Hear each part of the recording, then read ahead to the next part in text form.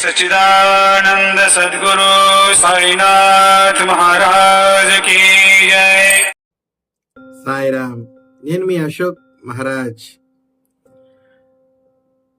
జ్యోతీంద్ర తార్కాడికి ప్రతిరోజు ఒక దినచర్య ఏంటంటే ఉదయాన్నే నిద్రలేయడము, అంటే 4 గంటలకు నిద్రలేవడము, స్నానాదులు పూర్తి చేసుకొని కల్కండని బాబాకు నివేదనగా ఇచ్చి వెండి పంచహారతితో బాబాకి హారతి చేయడము, తర్వాత వాళ్ళ తండ్రి అయినటువంటి బాబాసాహెబ్ తార్కాడ్తో జ్యోతీంద్ర కలిసి మిల్లుకి వెళ్ళడము, అంటే టెక్స్టైల్స్ కి వెళ్ళడము. ఇది ప్రతిరోజు జరుగుతున్నటువంటి సాధారణమైనటువంటి ఒక విషయం అన్నమాట.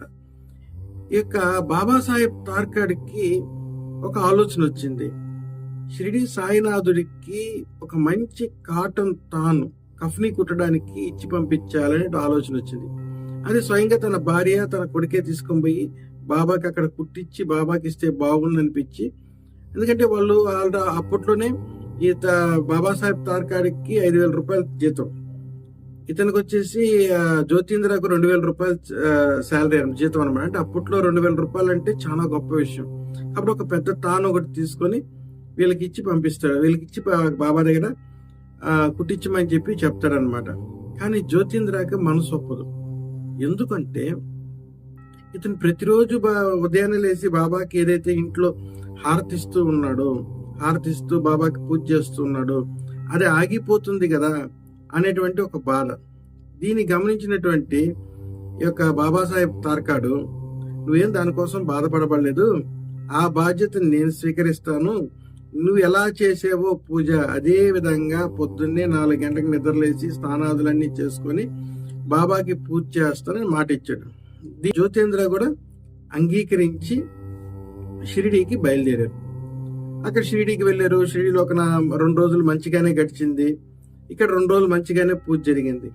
3వ రోజు ఇతను మధ్యాహ్నం భోజనానికి కూర్చునే సమయానికి, సహజంగా ఏం అలవాటు అంటే ఉదయాన్నే కలకండ పెట్టింది మధ్యాహ్నం భోజనంలో వీళ్ళు తినేవాళ్ళు, ప్రసాదాన్ని తీసుకునేవాళ్ళు.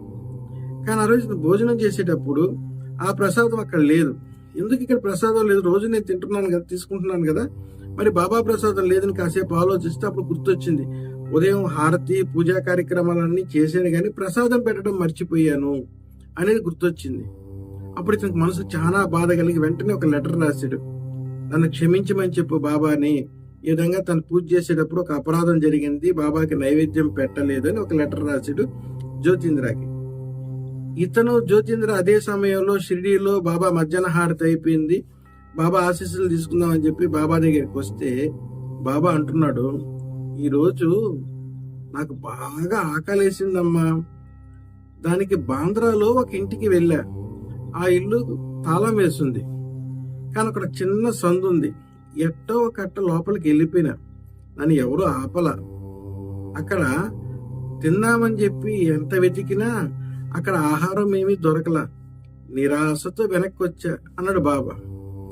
ఈ మాట ఆ తార్కాడ్ భార్యకి ఏం అర్థం కాలేదు, కానీ జ్యోతీంద్రకి మాత్రము అర్థమైంది, ఏదో తప్పు జరిగింది మనకు షిరిడీలో బాంద్రాలో మన ఇంట్లో, అందుకే బాబా ఇండైరెక్ట్ గా ఈ మాట చెప్తున్నాడు అనేది అర్థమైంది. వెంటనే ఇతను వచ్చి ఏదో జరిగిందంటే ఇలా జరిగిన సంఘటన మొత్తాన్ని ఒక లెటర్ రూపంలో రాసి వాళ్ళ నాన్నకు పోస్ట్ చేస్తారు.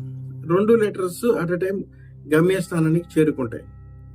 చేరుకొని చదివితే ఆంతర్యామైనటువంటి సాయినాథుడు ఒక మాట ఇచ్చాడు ఒకప్పుడు, నేను బాంద్రాలో ఫోటోలో సజీవ రూపంలో ఉన్నాను అనేటువంటి విషయాన్ని గుర్తు తెచ్చుకొని ఇద్దరు కన్నీటి పర్యంతమయ్యి ఆ ఉత్తరాన్ని చదువుతూ వాళ్ళు బాబాని అనేక విధాలుగా స్తుతించారు. ఇక్కడ ఒక విషయము మీరు బాగా అర్థం చేసుకోండి. ఇంట్లో ఫోటో ఉంది, ఓకే, ఫోటోకి రెగ్యులర్ గా పూజ చేస్తున్నారు. ఆ ఫోటోలో ఉన్నటువంటి పరమాత్ముడు భగవంతుడి దగ్గరికి ఇతను వెళ్తున్నాడు. వెళ్తూ ఫోటోకి పూజ చేయలేకపోతున్నామని బాధపడుతూ ఉన్నాడు. ఇక్కడ గమనించారా ఆ యొక్క లీల ఎలా ఉంది, గమనించారా? అక్కడ ఫోటోకి నైవేద్యం పెట్టలేదని చెప్పేసి అతను అక్కడ ఉన్నటువంటి పరమాత్మ ఇతనికి హెచ్చరిస్తున్నాడు. ఈ లీలను అర్థం చేసుకునేదానికి ప్రయత్నం చేయండి. కానీ భగవంతుడి యొక్క లీలలు ఏవైతే ఉంటాయో ఆ లీలల్ని, భగవంతుడి యొక్క అనుగ్రహం ప్రతి ఒక్కరి మీద వస్తూ ఉంది. కానీ గుర్తించలేకపోతూ ఉన్నాము. ఎప్పుడైతే అలా గుర్తించడం మొదలు పెడతామో భగవంతుడి యొక్క మార్గంలో మొదటి అడుగు పడినట్టే కదా. దానికోసం చేసేటువంటి ఒక చిన్న ప్రయత్నము. మీ అనుభవాలని తెలియచేయండి. వీడియోగా నచ్చినట్లయితే లైక్ చేయండి. మన ఛానల్ని సబ్స్క్రైబ్ చేసుకోండి. 10 మందికి సబ్స్క్రైబ్ చేసుకునేదానికి చెప్పండి. సర్వే జనా సుఖినో భవంతు. సర్వత్రా శుభం కలగాలని కోరుకుంటూ సాయిరాం.